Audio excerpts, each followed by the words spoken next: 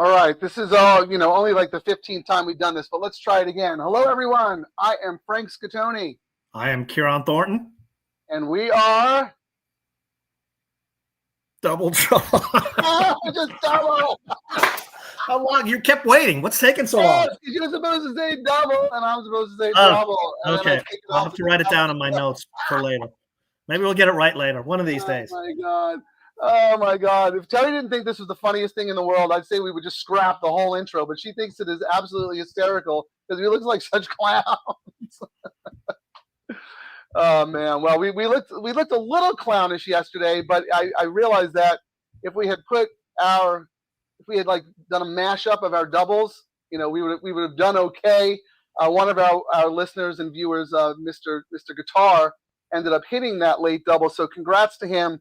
I do want to bring up a topic though going forward, and I want you to say the same about me or do the same for me. People have those swear jars. Someone says a cuss word, you got to put like $1 in the jar or something like that. Yeah, not happening. Yeah, no, not about cussing. I don't care about that. But I'm going to make one for you that every time you talk about a race and you say, I'm really trying to beat this favorite. I'm really trying to beat this favorite. And then I ask you, so who are you playing in the double?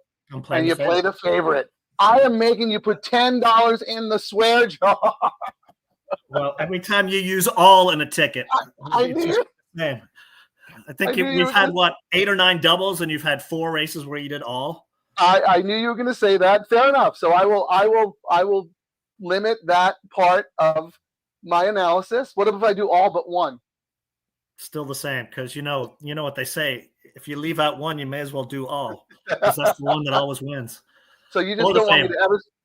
I'm not allowed to say the word all. That's what you're. If I say the word all, it's like saying the F word. Yeah, you could just say, I'm doing most of the horses in this race. How's that? I love it. I knew you were going to say that. So that's it. We're setting a challenge for ourselves. I am challenging Ciaran not to spend 10 minutes blasting the favorite and then using him anyway. And he is going to challenge me to not take the coward's way out and play the all ball just because I want to actually hit a double. For someone who's played the all ball a couple of times, it's pretty lame that I've only hit the double once. And when you hit that all button, the favorite ended up winning. That's what sucks when you do it. And when you don't, you go, I was going to do all in that race, and a price comes in. Isn't that racing for you? The darndest thing, right? That's how horse racing is. Well, we're here to do the pregame show. We've got a 8-race card on Friday. The feature is the graduation. It's race 7. We're going to be talking about that and race 8, which, as you all know, make up the late double, which Ciaran and I absolutely love. For those who don't recall, it is a new low takeout, player-friendly wager. $5 late double, 15% takeout. The race before, race 6, is the start of the $3 late pick 3, which is also a low takeout, player-friendly wager. We're going to focus our action on the double in just a bit, but I always like to ask Ciaran just sort of his overview of the card, if there's anything early in the day that he's looking at. I know he always comes up and sniffs out some long shots. I have a race that I want to mention, but let's hear what Ciaran has to say first for this early part of the card. If there are any opportunities you see. I saw a couple of prices. I think we're both going to agree race 6 looks like it's going to be a long shot race, but before that, race 5, I really like, what number is it? Another Bullet. I believe it's the number 2. Another Bullet. Trainer's 0 for everything. I don't think he's won in years. I think 0 for 47, but look what happened yesterday. It was a horse that was 0 for 25, won that race going dirt to turf. But Trainer's 0 for everything, second career race. But what jumped out at me was before the debut here, opening weekend, they actually breezed the horse a couple of days before. And that's pretty unusual. And sometimes when they breeze so quickly, it tells me it definitely was a leg stretcher. And this might be the real spot here today. And the horse closed pretty well, going 5. And I believe this race is 5.5. So I thought we might get a good price on that one in race 5. Yeah, this is a Calbred maiden special weight for 2-year-olds, 5.5 furlongs. To your point, Paula Capestra has not won a race all this year, but I will say this. She's been around a long time. She is a very good trainer, and she doesn't win most of the year, but when she does get her 1 or 2 victories, it's typically here at Del Mar, and it's typically with horses who are ignored on the coat. And yeah, I see absolutely nothing wrong with this horse. I thought that debut was actually pretty good. Outran his odds at 34-1 to finish third. Maybe was flattered a little bit with the way the track was playing that day from the outside, but I'm not going to fault the horse for that. I don't know about you, Ciaran, but I always upgrade second-time starters over first-time starters just because I think that experience race for a 2-year-old is just so important. Oh, yeah. And then I love these horses, owner-trained horses for small stables. I'm always cheering for them to win. And like you said, if they're going to win somewhere, they want to win at Del Mar. Gets the business for all the other tracks. So that's why I thought that debut was an exercise run, and I think this is the money race today. That's a great point. The purse money is so much better here than it is everywhere else throughout the year. I'll throw another horse to maybe use in your exotics or maybe even a bet to win if the price is right. I don't think this horse will be 6-1, but I'll give a look to number 7, Forever Ben. Oh, of course. Yes. I thought that horse ran really well in the debut and then came back next time, had a rough start, was 2 to 4 wide, just all kinds of trouble. I love when you see a good jockey ride back a horse where he probably thinks he didn't give that horse the best ride possible. Not that it was JJ's fault. Like I said, the horse had a rough beginning, but once that beginning came, he kept the horse wide. The horse never really had a chance to show his best stuff that day. I expect Forever Ben to take a big step forward, but I also think he's probably going to be shorter than 6-1. Was that another one of the ones that you came up with as well? Yep, that was in that race. I'm going 2-4-7 were my picks for that race 5. So all right, hoping to get out with a price. And then race 6, I thought was a long shot race, and the horse I liked was which one is Mukata? Is that how you say that name? Mukutu? Oh, Mukutu, number 10. Number 10. Stats play for trainer Carla Gaines. When she drops with a purpose. She's winning 28%. And when she drops into maiden claimings, when she wins, they're usually on long shots. I think the morning line's perfect. And then, of course, I see Irish whiskey in there. I'm totally using a horse named Irish whiskey. I'm actually going to have a few of those before I go on live later today. But there is actually another reason for Irish whiskey other than the name. Shipping in from Oakland, first race since May, lots of bullet workouts, and a big jump in class. So this might be one where they're trying to pull the wool over and hope they don't get claimed and sneak one in here. So that's my thinking there. Yeah, we're not on the same horses in this race, but I did point out this race for my Frankly Speaking column as a race to find some value in, mostly because I am against number 5, Crazy Cavalier, who is 8-5 on the morning line. I mean, this horse 1, 2, 3, 4, 5, 6, 7, 8 tries at the maiden 50 level, has not been able to get it done. I just can't take a bet a horse like this. Lost as the favorite last time. 3 other times the horse has lost as the favorite. Now, don't get me wrong. The horse has finished second 6 times and third 2 times out of 11 starts. We talked about this yesterday, right, Ciaran? This is a horse you would love to own. Oh, yeah. Take that horse. But, I mean, we cannot possibly bet that horse in this spot.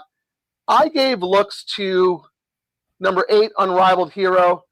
0 for 8 doesn't look great, but Mark Latt gelds the horse, takes off the blinkers from the experiment last time, and drops this horse from maiden special weight down to maiden 50. If this horse is ever going to win, today would be the day. And then let me just talk real quickly about 2 other sneaky horses. So I mentioned Doug O'Neill. Almost doing all. No. You picked 2 horses in the race. Am I not allowed to pick 2? And then another 2. And then another 2. Actually, I'm going to pick 2 more. Number 3, Brother, the other O'Neill, maiden special weight dropper. Just tossed that debut race. It looks really bad on paper, but it was against much better horses, and the horse was off slow and got tired. Educational run. JJ takes the call. I think it's 6-1. That horse looks sneaky. And the other maiden special weight dropper I like in that race is number 1, Poor Connection. Again, the drop from maiden special weight, even to maiden claiming 50, is still pretty significant. The one horse was gelded. Michael McCarthy knows how to stretch out horses and put them on the turf.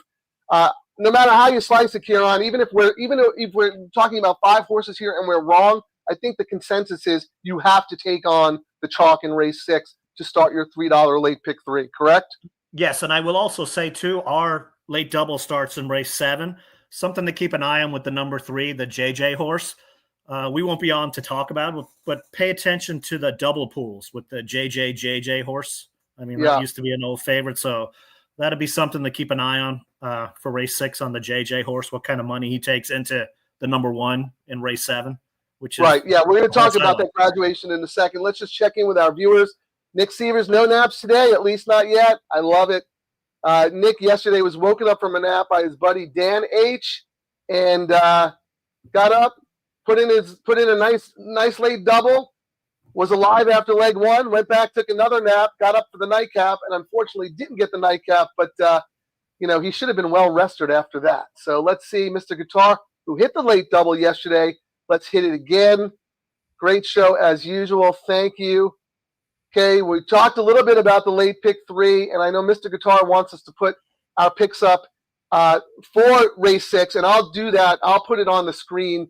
I'm just going to put the number of the horses that Ciaran likes and the number of the horses that I like, while I will let Ciaran talk about the feature race. It is race 7, the graduation. It is for Calbred 2-year-olds, 5 furlongs on the main track, and normally I would say it's it's the male version of the race we saw last week, which was for fillies when we had that egregious disqualification. But Ciaran's on a horse who is of the fairer sex, I believe. So I'm going to let Ciaran take it while I just hop on here real quick and put Ciaran's picks for race 6 and mine as well. Ciaran, tell us who you like. I like the number 1. What's a good name? JJ and Miller. Always a potent combination. And this, of course, is a girl racing against the boys. Up in class, 1 opening weekend, and JJ for Miller is 40%. And this horse was actually supposed to race Sunday in another stakes race, right? And for some reason, for some reason, they think this is an easier spot. So that's why my interest is piqued, if you know what I mean. Is this optimism? For Miller moving over here, Rails winning 20%. The horse is slower than the top 2 choices, but who knows? Miller knows something. Yeah, no, you make a great point, Ciaran. I had totally overlooked that. I'm just going to put this right up. That was race 6. So Ciaran 610, Frank 138 to start your pick 3s. No, that is a great point. I didn't even realize that when I was handicapping the race. I remember distinctly when we talked about the late double on Sunday. You kept saying, "Well, the horse I like best is Scratch. The horse I like best is Scratch. So I guess I'll use this horse instead." And this is the horse you're talking about. This horse was probably supposed to race in that Philly Stakes. Maybe everyone was a little scared of Liberation, the horse that went off at 3-5 and ended up clipping heels in the beginning of the race, which was, won by my 20-1 shot who was DQ'd. But yeah, maybe Miller didn't think he could beat that horse with her. So he said, well, I'll just run against the boys next week. There's nobody that scares me in there. So that's a big vote of confidence from a guy like Miller. If it were, a smaller barn that, maybe had a little bit of delusions of grandeur. They're taking a shot at a big paycheck, but this is Miller. This is his moneymaker. So the fact that he put her here, he must know something. He puts them where they can win, right? Unfortunately, he does run into another John Sadler horse who looks pretty good on paper, number 4, Sammy Davis. And then, of course, you have the morning line favorite, number 6, Hero or Zero, who ran a monster race in the debut. Look, we're dealing with 2-year-olds. Anything can happen. I saw it 4-6 with a lean toward the 6 to start my doubles, but I know you see it a little differently, Ciaran. Are you going to use all 3 of those? I am. I mean, I'm going to wait. So I think you put my bets up. 6 looks pretty dominant in here, but O'Neill's kind of cold. So, I've got that little negative mark. And then number 4, Sammy Davis, top speed in the race, won the debut. The 4 and 6 are going to vie for favoritism, which means we might get a better price on the 1 as well. But, my double is essentially going to be 6 with a favorite. Well, did you put it up there? 6 in this race, $20 double. Sorry, no, I'm hiding that. That's still the previous race. I have a typo in there. Sorry. Trying to do too many things at once. So keep on talking about what you're talking about. I'm going to do a $20 double, 6 with 4. Then I'm going to be doing a $15 double, 1-4 with 4 in the next. And then a $10 double, 1-6 with 1-8. Now, I'm probably going to look at the will pays. The 6 with the 4 I think is going to be favorite to favorite. And you're like, why are you doing the $20 bet? And it's if my number one doesn't do well, I think the way these pays have been paying, even with favorites, it'll cover all my bets. So if I'm right, I get my money back. You have to fire away tomorrow if my long shot doesn't do well. Right. And then I got some coverage with long shots in the next race. I'm going to put Ciaran's double up in a second, but just to clarify, because I had a typo, race 6, which is start of the $3 late pick 3.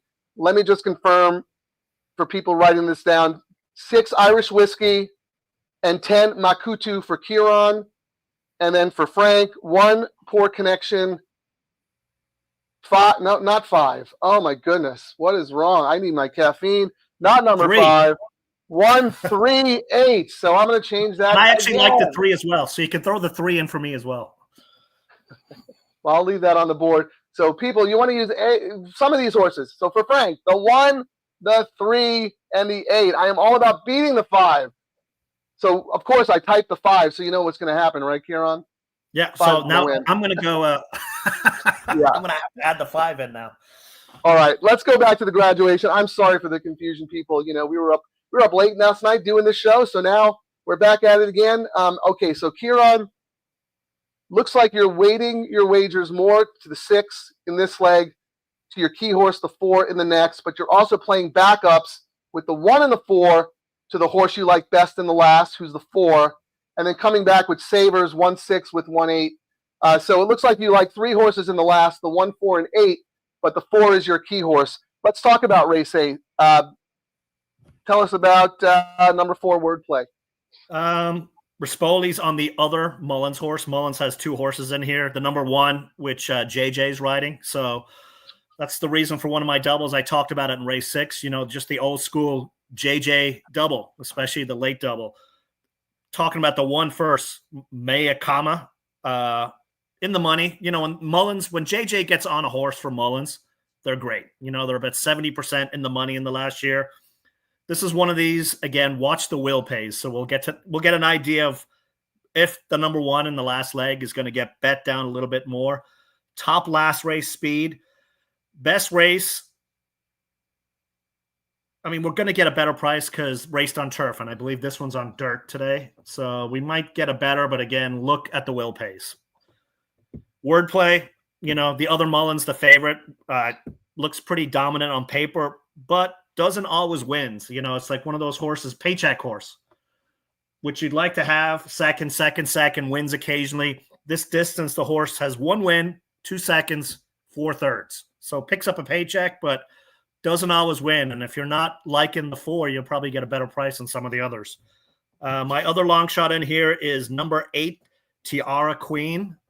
8-1 morning line. JJ rode it to victory last out, and of course goes to the Mullins horse because he's probably got first call on Mullins horse. I don't think we would have gotten 8-1 if JJ had stayed on the 8. So I think we're getting a good price there. All right, everybody. You heard what Ciaran had to say. I put his picks up on the screen. Everybody, what I want you to do is write them all down on a piece of paper. And once you do that, just stand up and then just rip it up and throw it in the garbage because I'm about to give out the winner right here. It's a 1-horse race. I wrote about this race for the Del Mar website, dmtc.com. You can see who I like. No, I'm sounding very, very overly confident. All of the horses Ciaran mentioned absolutely have shots. This is a very competitive race. But the way I see the race unfolding, if it unfolds the way I envision it, there's only 1 horse who can win. And that is number 6, Cameron Slough. So Am I saying that right, Ciaran? Slough? Slough. So you're saying 7 horses are going to scratch from this race? It's going to be a walkover. No, look, I think there is a lot of speed in this race.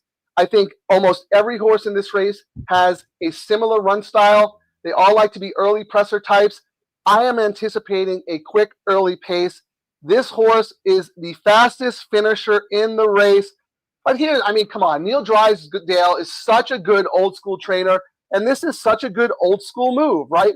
The horse struggled a little bit earlier in the year at this N3L starter allowance level, backs off the horse, freshens the horse up, gets the horse ready for her 5-year-old campaign, brings the horse back in an allowance race way over her head. Fresu, just run around the track, give her a leg stretcher, get her some race experience. Next time is the time. Second off the bench, back to the level where she belongs. Fresu sticks around, and this is the money run, and she's going to get the pace setup of a lifetime. I feel really, really strongly about this horse. This is a key play for me. I haven't really loved any horse so far this meet. I really like this horse, to the point where I even threw in your one in the graduation, Ciaran, just to make sure I'm not whacked out of the first leg going into this key race for me. So my double, I think the 6 is the horse to beat in race 7. So $50 double, might even up that depending on what the will pays are. 6 to the 6. Come back with the Sadler horse as more of a saver. $25 double, 4 to the 6. Again, might up that based on the probables. And then I respect Ciaran's opinion. I think that's a really good angle he has on the Peter Miller horse. Scratched out of a filly race to run against the boys. I mean, that shows a lot of confidence from Miller. So I will play a saver double with Ciaran's 1 to my 6. As you can see, even though I do think some other horses can win this last race, I am going to war with number 6, Cameron Slough. And if we get 10 to 1 on this horse, I mean, I think that is an absolute gift. I wish this I is had an up race, but this horse should probably be 9 to 2. 90 to 2. Yes, I'm like looking for my bottle of booze here, and so I can take a shot and then look at the form to see what you're seeing here. So maybe later, after I get back from the bar, I might like your horse. Well, I know what you're going to do, Ciaran. I know you're going to end up including my horse in a double. I know you are. Here, yeah, Danny. Just so I can get heartbreak and run second again. Yeah. Well, then we'll have to play an exacta with your. That's what I'll do. I'll play exactas with your 3 horses on top of my 6. Frank, be quiet on that 6. What do you think it closes at win price? I think we probably get 9 to 2. I think that's fair. Maybe 4 to 1. Anything shorter than 4 to 1, I'd be a little skeptical about betting win money on. But I don't think the horse will be 10 to 1. Let's see what 11 to 1. 11 to 1 is my prediction. Well, of course, Ciaran's on the top 3 choices in the race, so everybody else is a long shot according to him. Nick Severs, my pick 3 is looking like 5-8 with 4 with 5-6. Let's see, 5-8 in race 6. That's one of mine. Oh, you are going to use Crazy Cavalier? Okay, that's fine. Singling the 4, the Sadler, trying to beat the favorite in the middle leg, and then he likes the 5 and the 6 in the nightcap. Ovetta's Hobby, who neither of us had. And my horse, the 6. All right, well, good luck, Nick. We're a little different there, but if we're dead, we'll be rooting for you. Dan H., number 4 in race 7, 48 freezing work. Nice. Excuse me again, Nick. There we go. Let's see here. Mr. Guitar, he's hot. Let's see what he has cooking. Race 6, he likes the 6, 7, and 8. Good luck, Mr. Guitar. You have a double for us to consider. Or are you going to wait till we go live? That's fine if you want to wait till we go live, because we're about to wrap up. We were only supposed to go 20 minutes, already 25. Yeah. Yep. I just want to give a little shout out to Jose Valdez. He watched us Sunday last week. Thanks for joining us again for the pregame, Jose.